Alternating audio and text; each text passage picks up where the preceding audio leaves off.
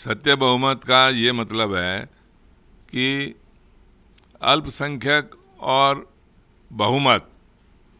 अल्पसंख्यकवाद देखिए, जैसा अभी प्रेम जी ने बताया, वो ये है कि केवल एक ही समुदाय के लोगों का आपने ज़्यादा लोगों को एक समुदाय के लोगों को इकट्ठा करके आपने बहुसंख्यकवाद बना लिया।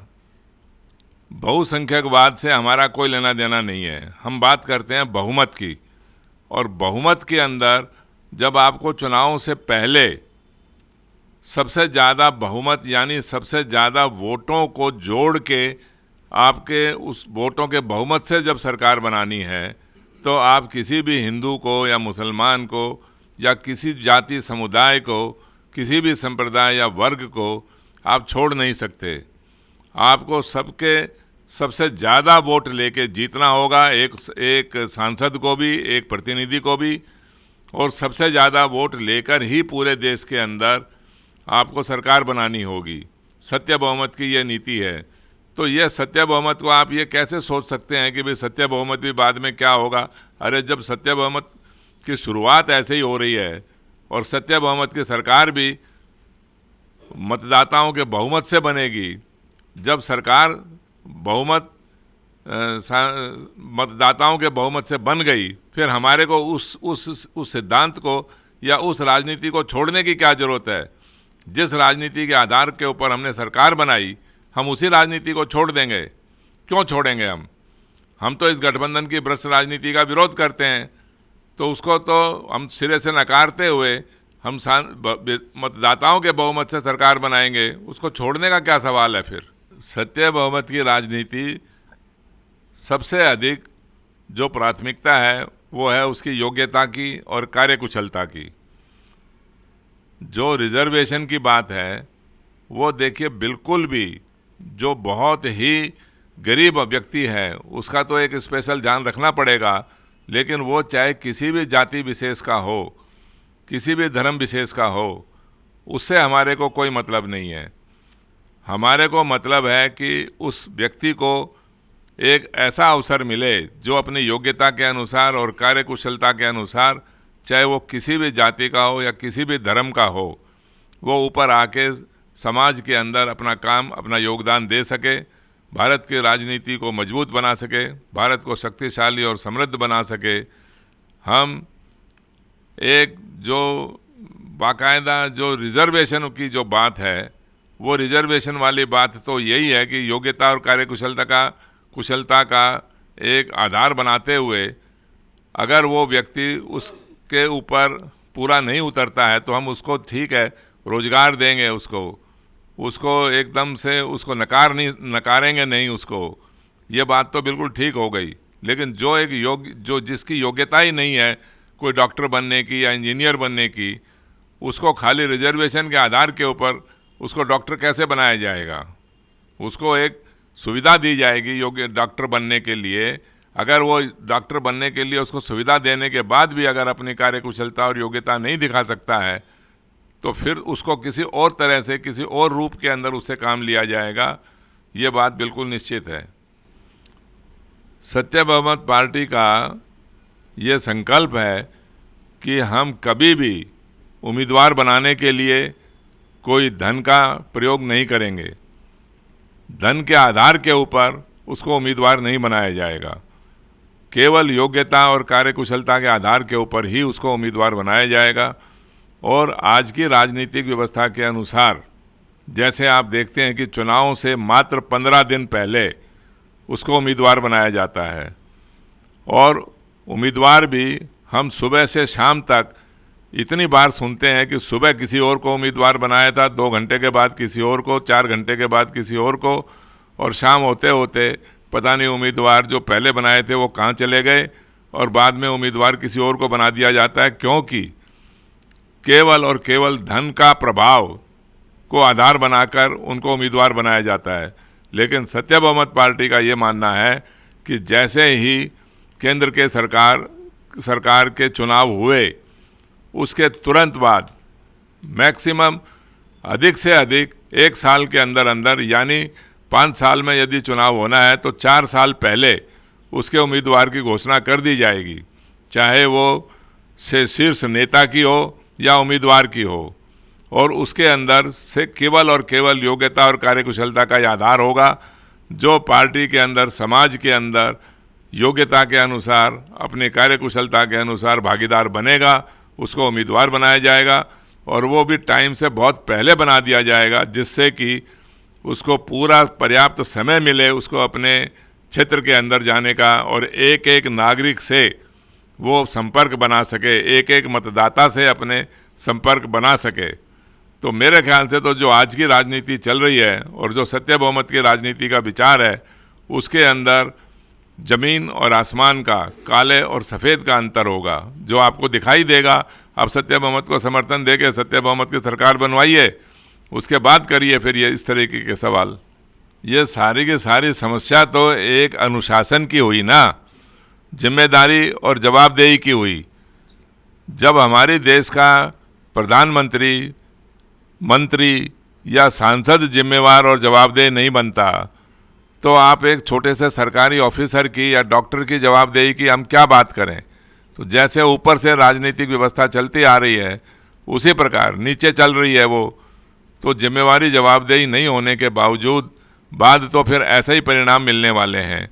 देखिए, जिस डॉक्टर ने मान लो सुबह से शाम तक अपनी ड्यूटी के अंदर 100 पेशेंट को देखना था, और वो देखता नहीं है ईमानदारी से 5 से 10 पेशेंट को भी, और अपनी ड्यूटी समाप्त कर देता है, तो जब सत्य बहुमत की राजनीति होगी तो जिम्मेवारी और जवाबदेही आएगी।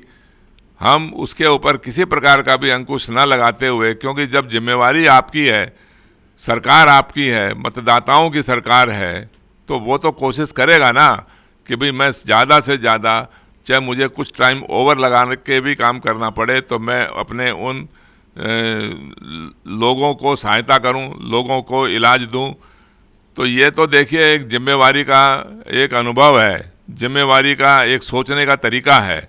आप अगर जिम्मेवार सोचते हैं तो उतनी ही देर के अंदर 4 गुना काम भी कर सकते हैं, और अगर आप जिम्मेवारी नहीं बनते हैं तो फिर इसका मतलब तो जितना काम आपको करना चाहिए था, चाहे उसका 1% काम भी ना करो, तो भी आपकी ड्यूटी पूरी हो जाएगी, समय तो पूरा हो ही जाएगा। ये सत्य बहुमत की राजनीति के अंदर मैं जहाँ तक समझता हूँ, इसीलिए तो ये परिवर्तन की आवश्यकता है कि जिम्मेवारी और जवाबदेही बने।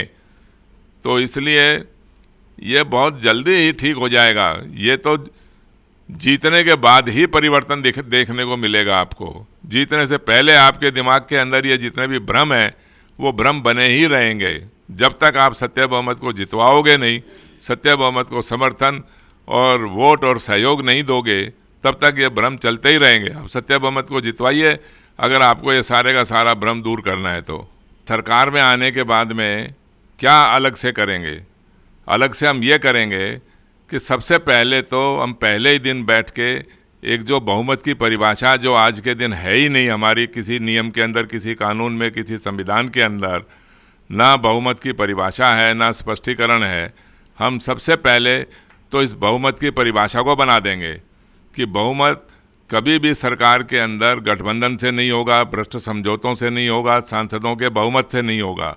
जो बहुमत बनेगा वो मतदाताओं के बहुमत से बनेगा। इसके ऊपर सोच विचार करके, बाकायदा वाद विवाद और बाकायदा चिंतन मंथन करके, खूब अच्छे से इसके ऊपर चर्चा करके, इसकी एक स्पष्ट परिभाषा गढ़ते हुए एक कानून बना देंगे कि जो भी चुनाव होगा वो मतदाताओं के बहुमत से होगा।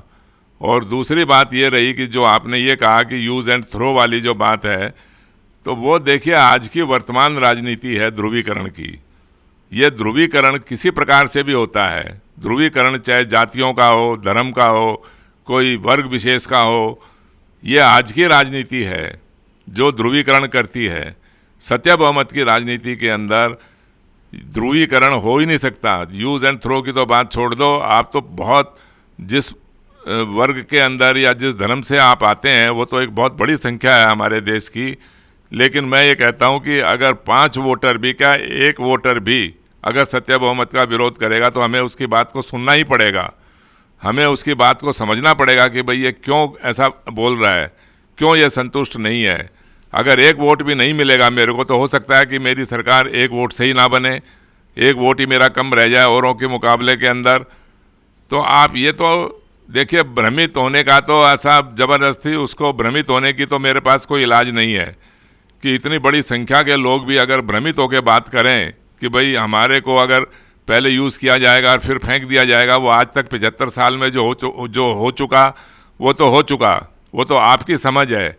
आपने क्यों नहीं समझा किसी भी पार्टी को देने से पहले कि भाई सबकी राजनीति, जब गठबंधन की भ्रष्ट राजनीति है, ये सबके सब पार्टियां जब ने आपने उनको वोट दिया और आपने देखा कि भाई ये तो इन्होंने हमारे को यूज़ किया और फेंक दिया, तो आपने ऐसी राजनीति को ही समर्थन क्यों दिया? ये तो आपको भी समझना चाहिए था कि इसमें केवल नेताओं की गलती नहीं है। नेताओं को तो जब नेताओं ने मूर्ख बनाया और आप बन गए, आप क्यों बने मूर्ख? मत बनो, क्या जरूरत है मूर्ख बनने की? आप सोच समझ के बात करिए। आप अगर सत्य बहुमत को समर्थन देंगे तो ये तो देखिए, देखने के बाद ही समझ में आएगा। और सत्य बहुमत के ऊपर लेकिन अब विश्वास नहीं करने का मतलब यही हुआ कि जैसे आप अपने घर में गए और खाने के लिए आप अपनी बीवी के ऊपर, अपनी पत्नी के ऊपर, माँ के ऊपर, बहन के ऊपर, बेटी के ऊपर भी विश्वास नहीं कर रहे कि कहीं ये मेरे को कोई गलत खाना तो नहीं दे दे। सत्य बहुमत के ऊपर विश्वास नहीं करने वाली कोई सवाल ही नहीं है। एक ऐसा सौहार्द, ऐसा प्यार प्रेम का वातावरण बनेगा जो आपने आज तक कभी देखा नहीं होगा। सत्य बहुमत सरकार का, सत्य बहुमत पार्टी का सबसे पहला पॉइंट ये है कि देश के हर नागरिक को निःशुल्क शिक्षा, स्वास्थ्य और सुरक्षा का अधिकार मिलेगा।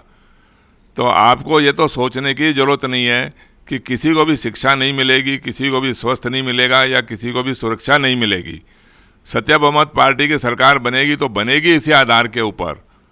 सत्य बहुमत पार्टी तो क्योंकि आपकी सरकार है, मेरी सरकार तो है नहीं, मेरे अकेले की सरकार थोड़ी है।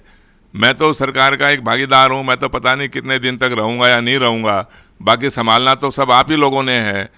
तो सत्य बहुमत की सरकार तो देखिए, उसमें भेदभाव, पक्षपात भी नहीं होगा और हमने गारंटी दी है कि हर नागरिक को निःशुल्क शिक्षा, स्वास्थ्य और सुरक्षा का अधिकार मिलेगा। तो ये तो हो ही नहीं सकता। तो इससे आप बेफिक्र रहिए, इसमें कोई भ्रम की ज़रूरत नहीं है। और जहाँ तक, एक सेकंड में आलम भाई साहब का एक जवाब दे देता हूँ कि ये लाइनों के बारे में बहुत परेशान है। लाइनें तो देखिए एक शिष्टाचार का तरीका है, लाइन में तो रहना ही चाहिए। अगर आपको बस की लाइन पकड़नी है तो आप लाइन में रहिए, धक्का मुक्की क्यों करते हैं? सबको लाइन मिल जाए, सबको बस मिल जाएगी, सबको टिकट मिल जाएगी। लेकिन हमारी आदत है कि ये बहुत जल्दी आफत मचा के एक दूसरे को ओवरटेक करने की। लेकिन ये बात भी आपकी सही है कि जब तक सुविधा नहीं होगी तो फिर उसमें मारामारी बनी रहती है। तो ये जो मूलभूत सुविधाएं हैं, इसको सुधारने का इलाज तो पहले शायद शुरू के 6 महीने के अंदर अंदर ही 3 से 4 गुना बढ़ा दिया जाएगा। जैसे मान लो स्कूलों की बात करें हम, तो स्कूलों के अंदर आपको जब 2 या 3 शिफ्ट के अंदर स्कूलें चलेंगी तो 3 से 4 गुना विद्यार्थियों को तो उसी समय एडमिशन मिल जाएगा, चाहे वो उच्च शिक्षा के संस्थान हो या कुछ भी हो। या जैसे मान लो आवागमन के साधन हैं, आवागमन के साधनों के अंदर अभी जो इतनी गाड़ियां सड़कों के ऊपर हैं और इतनी लाइन लगा के भीड़ के अंदर हमें फंसना रहना पड़ता है, हम सड़कों के ऊपर एक ऐसी बिजली की वर्ल्ड क्लास ट्राम चलाएंगे और वो भी निःशुल्क होगी, जिसके अंदर जहाँ मर्जी, जहाँ सड़क जा रही है, जहाँ गाड़ी जा रही है वहाँ ट्राम जाएगी, जहाँ मर्जी बैठिए, जहाँ मर्जी उतरिए, कोई लाइन लगाने की आवश्यकता नहीं पड़ेगी। ये तो बिल्कुल सीधी सीधी नीति है सत्य बहुमत पार्टी की कि वो गठबंधन की भ्रष्ट राजनीति का विरोध करती है, इसलिए गठबंधन करने का तो सवाल ही नहीं है।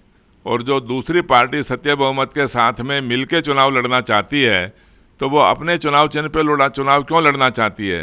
वो सत्य बहुमत के अंदर मिल क्यों नहीं जाती? सत्य बहुमत जब उसको टिकट देने के लिए तैयार है तो सत्य बहुमत के टिकट पर चुनाव लड़े। वो अपनी टिकट के ऊपर चुनाव, अपने चुनाव चिन्ह के ऊपर चुनाव क्यों लड़ेगी?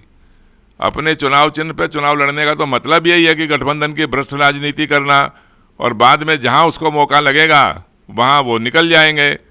सत्य बहुमत की राजनीति बिल्कुल स्पष्ट राजनीति है कि वो गठबंधन की राजनीति का विरोध करते हुए किसी भी पार्टी से गठबंधन नहीं करेगी, किसी के भी चुनाव चिन्ह से समझौता नहीं करेगी।